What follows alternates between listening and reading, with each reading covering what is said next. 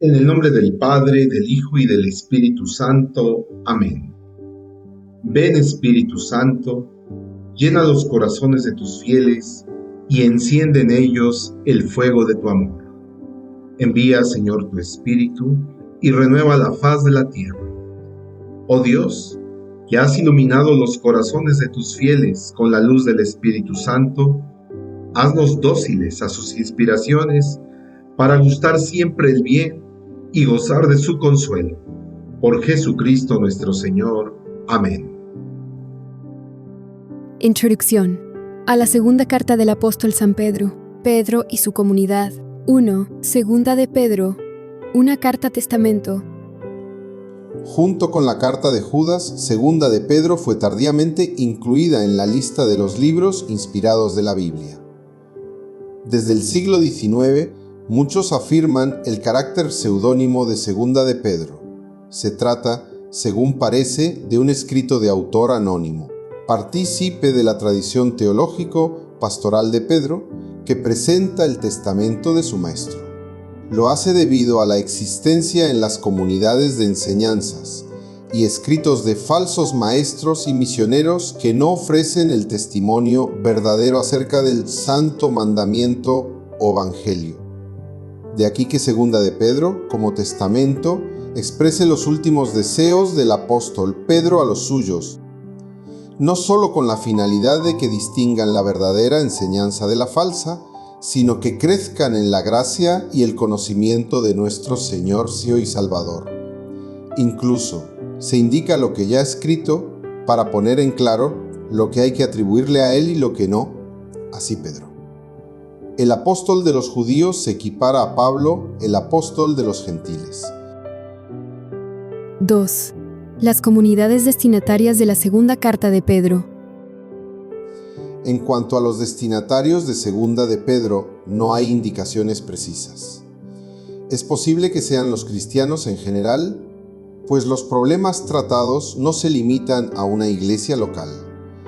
Por el tenor de la carta sabemos que, a finales del siglo I después de Cristo, en estos cristianos de la segunda generación se ha instalado el desgano y la desorientación, entre otras causas, porque la venida del Señor se retrasa, opacando expectativas y dando lugar a opiniones hirientes acerca de que si nada ha cambiado hasta ahora, ¿por qué vamos a seguir creyendo en las promesas de Dios?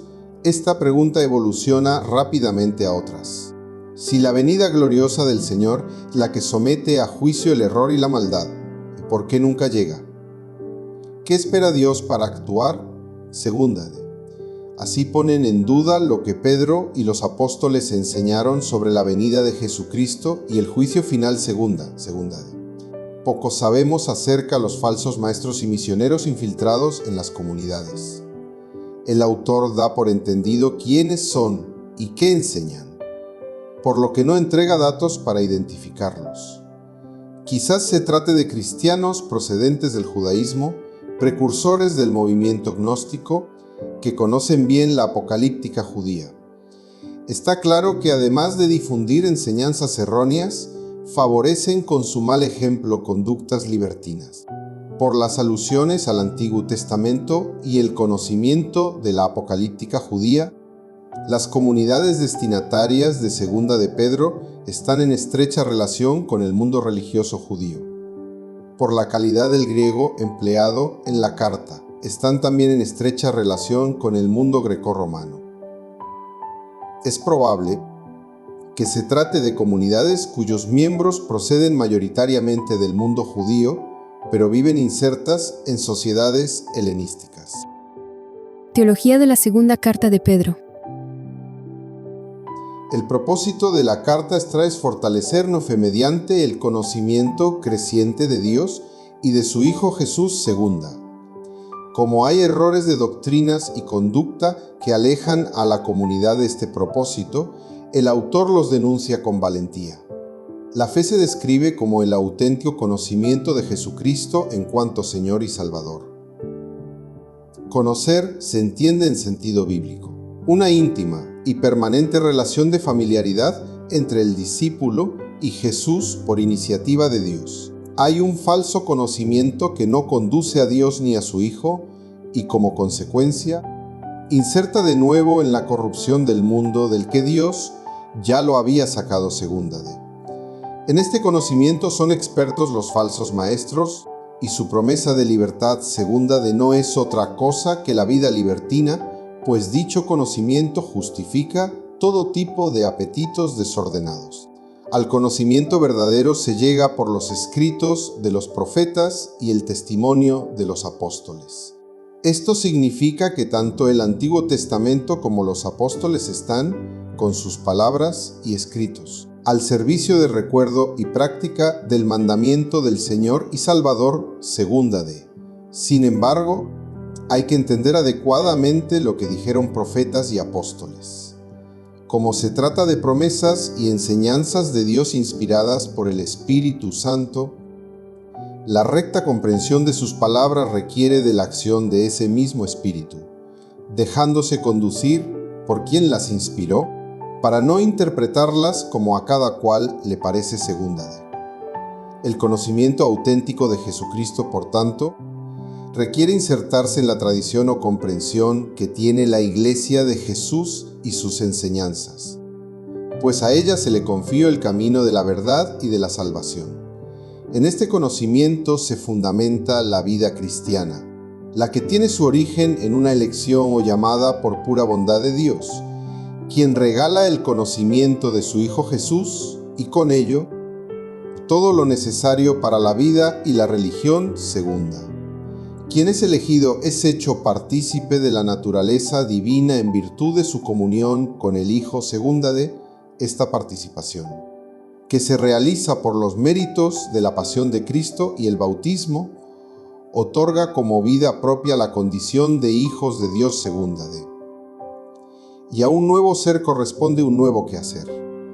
Por eso, la respuesta a este don divino es la vida recta conforme a la condición de hijos de Dios, que es aquella que responde al camino de la verdad, la rectitud y la justicia segúndade. La meta de este caminar es alcanzar la perfección del amor o agape, que no es solo el aprecio fraterno, sino el amor de comunión en Cristo. Organización literaria de la segunda carta de Pedro. 1. Fecha de composición y organización literaria. La carta se escribió para animar la fidelidad de comunidades pertenecientes a la segunda generación de cristianos y apartarlas de las falsas enseñanzas y del libertinaje de falsos maestros y misioneros.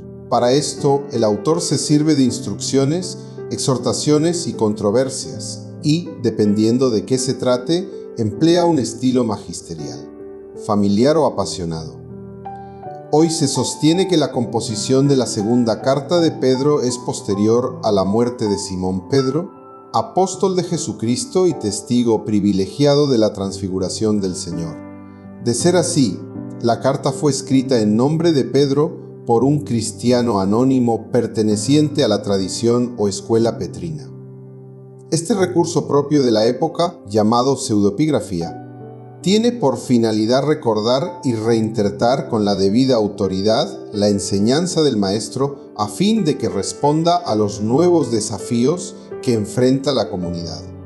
Su fecha de composición sería a finales del siglo I, posterior a la carta de Judas y de todas maneras luego de primera carta de Pedro. Según esto, la segunda carta de Pedro es el último escrito del Nuevo Testamento. En el centro de la organización literaria de la carta está su finalidad principal: la polémica o controversia con los falsos maestros. Su organización podría ser así. Se puede describir la organización de la segunda carta de Pedro con 3 términos: enseñanza, polémica y exhortación. En la primera sección se enseña cuál es la vocación recibida y se invita a afianzarse en la verdad mediante determinadas virtudes por las que se alcanza la plenitud del conocimiento de Jesucristo.